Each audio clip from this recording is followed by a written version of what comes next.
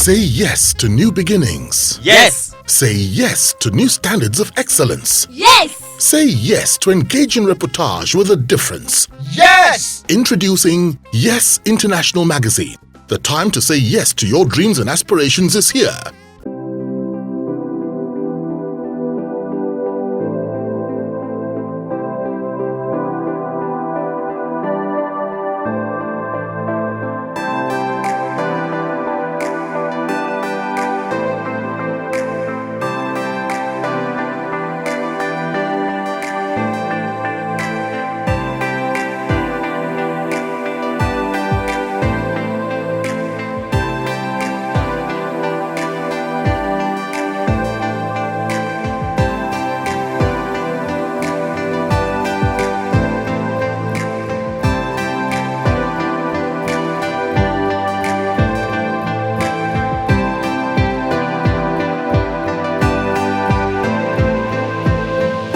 What is the nicest thing that you've read about yourself in the papers?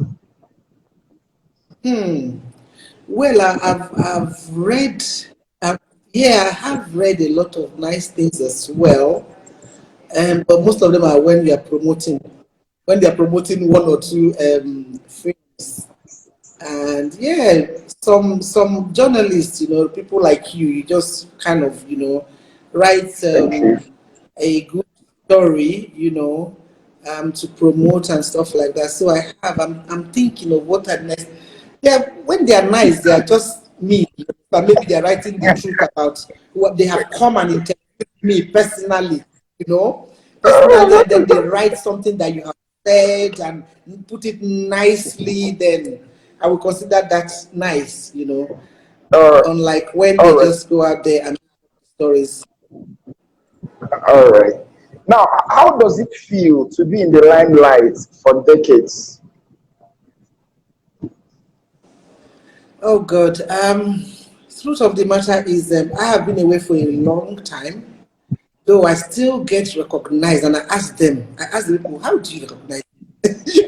Even with my low court, right when I was coming to on this trip, in London, I had my mask, for goodness sake, and this man still walked up to me and said, "Hi, Dolly Unachukwu." I said, "What?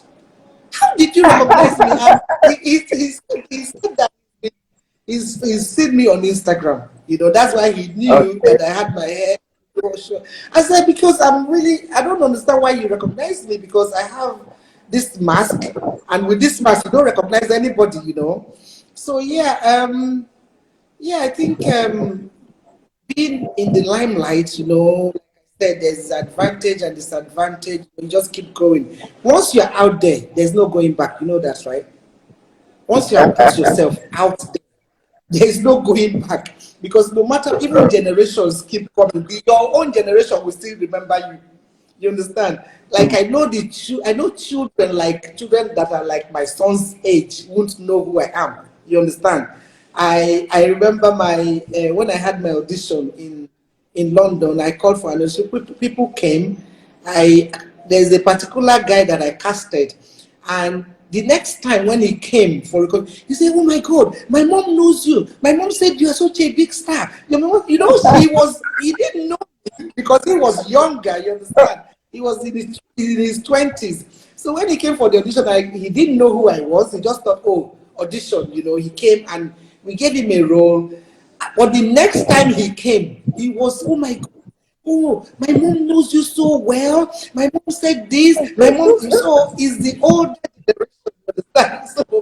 So yeah, being there out there for a long time, it does have advantage and disadvantage, especially when you're not working. People are stopping you. People always ask me, "Why are you not acting anymore? What's happened?" Even the first time when I moved to London, I met this lady, on the high street, and she stopped me, and she said, "Oh, you came on holiday?" I said, "No, that I live here." I said, "What? You live here? So who is going to be acting?" So it was so funny. She said, "You live here?" I said, "Yeah, my husband lives there." He said, "No, no, no, no. Even if your husband lives there, you should go back to Nigeria. That's where we want you to be." We need you in Nigeria. Your husband, look at this. She was so loud in the, on the street. He said, your husband, you should take your husband back. Or he can be visiting you, can be visiting, but you can't stay here. We need you to go and make the films. And I said to her, well, I need to look after my family as well. This is my family, I need to be here for my family. But it was so, like really serious about it that I need to go back to Nigeria. But it's not that simple, is it? No, it's not. Yeah. Now, what have you been missing about Nigeria, since you relocated? Oh God, as I miss Nigeria so much, I won't tell you. I really do miss Nigeria. I don't miss the light that they take every minute. I don't miss the hotness there, but I do miss Nigeria because there is so much. This is home. You know what I mean? This is just home. When I come into Nigeria, I feel at home. Like this is my home. I can just be me. This is me. I believe that what I miss most in Nigeria is the family. There's a kind of family bond, even with people. If your child goes on the street and one of your family saw them doing some bad thing, they will stop the child and slap their face. You understand? I say, hey, what are you doing? Why are you doing that? I will tell your mother. You understand? And the child, you as the mother or the father, when they come and tell you, oh, I saw your child in a bad place or whatever, you will thank them and then scold your child. But it's not the same in England, you understand? If you saw somebody else's child, you just keep your mouth shut and keep moving. Because if you look at them too much, they will look at what are you looking at? What are you looking at? They will warn you immediately that what are you looking at, And that's your friend's daughter or that's your friend's son. You understand? But you absolutely can't say much to them, So I miss the family life, the together, how we live here is different, How we live here, we can approach each other, we can talk freely. But in the UK, in Western world, it's different. Everybody just mind their business. Everybody does their own thing, You might be living in the UK for a long time. Your sister is living somewhere or your family is you might not be seeing them because they are working or everybody's busy in their own life, And that's how people there live. So when you get there, you live like that.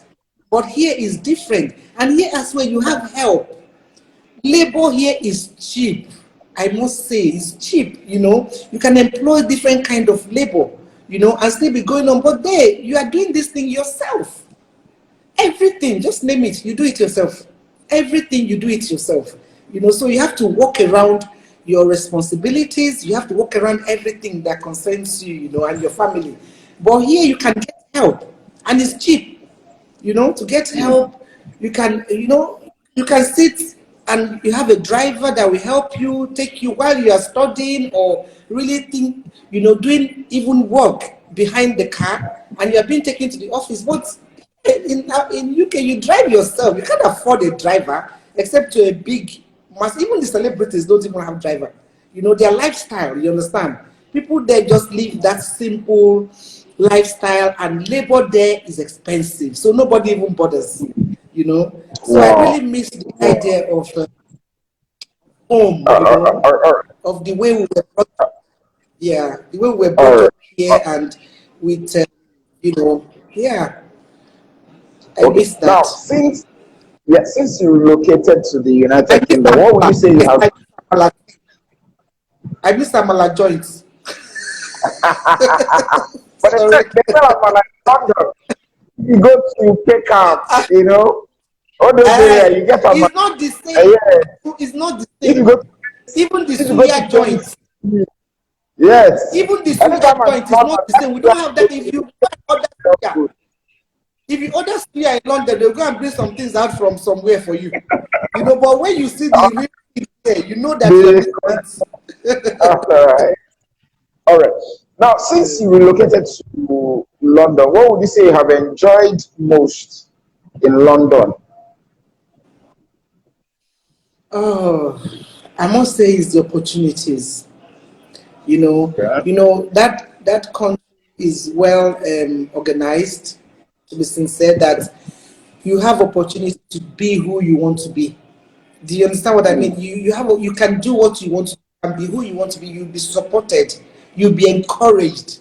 If they just see you, you say, "Oh, I want to sell this," but we have people behind you mentoring you on how to sell this pepper very well. So they're out there to make everybody, to help everybody succeed. Like you want to go to school, you go to university abroad, you will know going to university is good, is sweet, because everybody is out to help you. All your lecturers, they look at you like you are paying them, and they are there to serve you, to give you the best quality of education they can give. You understand? So his life is everything is made so easy that you enjoy doing them. You understand? Like right now, I'm doing a master's in special needs and inclusion, and I didn't know. I was thinking, oh, do I really have the head to start reading all this thing now? Special needs, black masters is going to be just a year, but it's going to be hectic.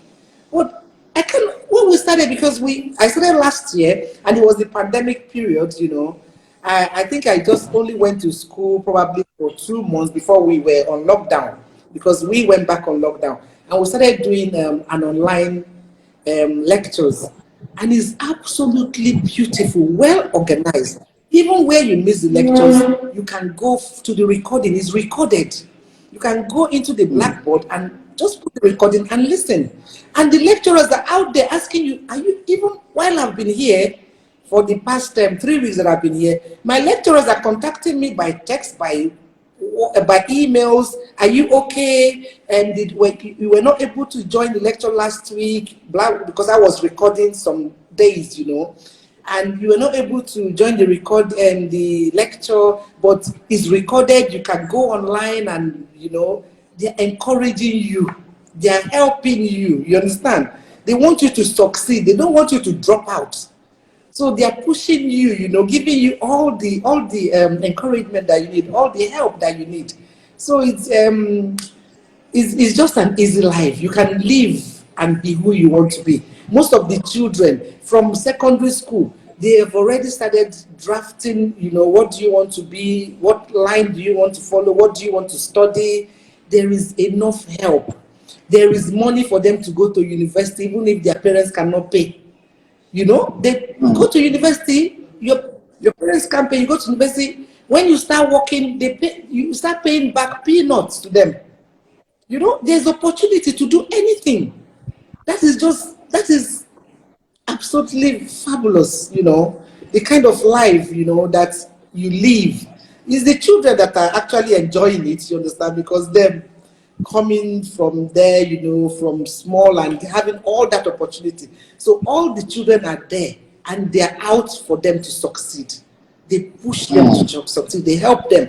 If you're in secondary school, halfway in secondary school, what they call JS and SS here, you understand? After your JS, if they see that you're not good, in school, in like studying or all this, they will give you technical aspect of it. Yes, they will talk to you, say, you don't have to do the GCS. You don't have to do that. You can go technical. You can be a technician. They will train you. You go to a technical college instead of going for your GCSE. So there's no way you can fail. They just position you. I'm telling you the truth. There's no way you can fail. Because they are there looking at you. They know your potential. They look at you as, okay, she doesn't like school. This person doesn't like school. They don't like reading. They don't like. Okay, fine. You can be there's a technical school in every borough. From 13 years, they'll put you there, and because you don't like school, you will enjoy it, because you're going there. You look for what you want to be. Maybe IT personnel. They will teach you computer. You want to be an engineer. You want to be a technician. You want to be a carpenter. Just name it. Anything. They will push you. So that is what I like about that place. They're out there, and your health as well. They take care of your health. They make you understand, go for your checkups and everything. Interesting. Yeah, I think that is what I like about there. All right. Now, other than your masters, which you are currently pursuing, what are the other new things that are happening in your life? Oh yeah, by pursuing my masters was from working with. I work with children with special needs.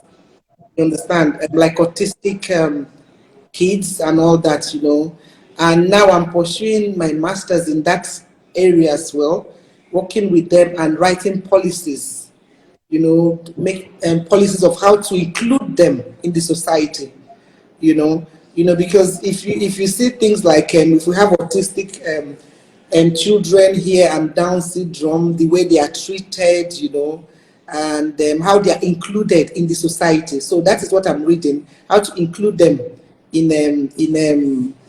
the society, which is what I've been. That's the area that I've been working with all this time. All right. Special needs kids. Now, yes, God has been nice to you as a person.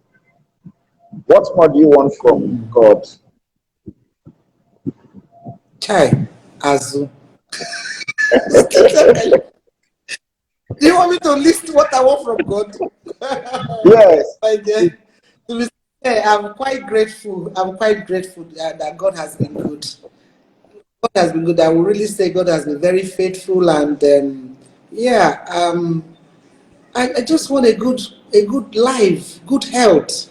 That's what I'm actually after right now. I'm over 50 now, so what I need now is to be healthy, make sure that I'm healthy, I age gracefully, and that is all I can ask for.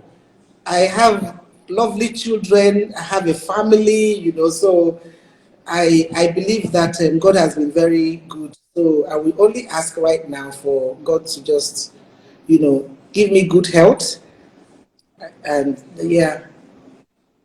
All right. All right. Now, when should your fans, when next should they look forward to seeing you in a movie?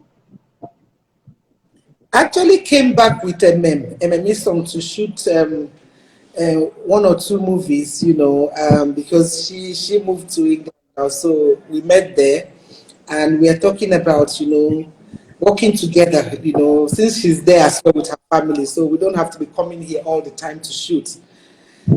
That we could be Yeah. doing things together, in England. So she wanted me to come and see how they work here, actually, because I've not worked here for a long time, so which is why I came. I've seen what they do, worked on two sets with her, and I also went to work with Shan in Calabar, in Obudu Ranch. So yeah, those will be out soon. I don't know how soon, and we are coming back again in August.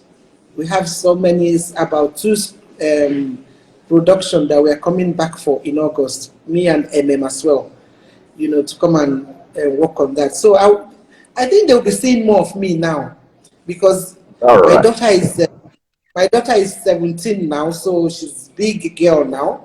So I can leave her. Then the problem was leaving the kids, without their mother. But now Yeah. the kids are men and women. So, so now I can They can fully take come care back of and themselves. live. Yeah. All right. I'll take two more questions, so that we can round off. The first one is, what fond memories of your days on the set of Deadly Affair and Glamour Girls do you still remember? I mean, those were two of your biggest productions Oh then. yeah, I know. Yeah. Glamour Girls. Wow. Glamour Girls was one massive production by Kenneth Nebo. I remember Like, we went, yes, next year, we went to his village, and I always remember that Nick is one person that treats actors very well in those our days. wow. If on next set, it was Set. like one of the best sets that we had then, because he actually respects actors, you understand, and he treats actors very well. So I remember us going to he had this massive house, a mansion, which was where we shot as Italy. You understand? So because the house was very big and with everything, just name it here, the house had it. So that's a memorable set that I Experience. was on. We were yeah, experienced, well looked after, well, taken care of, and the whole thing. It was a very good production, and I enjoyed it. On Deadly Affair, the second part of Deadly Affair was more interesting for me than the first one, because in the second part we had made a massive name. You understand? The first part was a trial, but it went viral. That Opa Williams, I remember Opa Williams saw me on the road. I went in his booth and was giving me money. Say, Dolly, Dolly, come, come. Ah, Mama, this that he was so happy with the sales The part Deadly one. Affair, that he was dashing me money from the booth. Yes, the part one. So when we did the part two, it was very good as well. Because I did a lot of the job. The person that played, I think Emeka was not in it, so it was all on me, sort of. Most of the parts they had to rewrite the script when they fell out with Emeka. You understand? So they had to rewrite the script and gave me most of the roles. So it was very challenging, and yeah, very good as well. All right, let me wrap up on this note. What would you like to say to your fans, especially those who have been missing Dolly, Nchedo, Ikem, Unachukwu? Well, I would like to say to them that I love them very much. Without them, I would not be here. Without my fans, I'm nobody. So I would like to say I love them, and they should look forward, because I've been having a lot of oh, when are you coming back? Where are you? Some of them actually make me very sober. When they write some things on my Instagram that, oh, please, we want to see yours. It makes me sober, kind of. So I want to tell them that I'm coming back. I have so much plans for Nollywood right now. So I have about two scripts, massive ones that we want a big project that we are coming back in August to shoot. So I just would like to tell them to just keep watching this space, and I love them, and I'm gonna be on their screens pretty soon. Wow, interesting. Interesting. Now, I'd like to thank you for your time, for your thoughts, and for everything. I also would like to appreciate all those who made our time to join us this night. Thank you, thank you, thank you, thank you.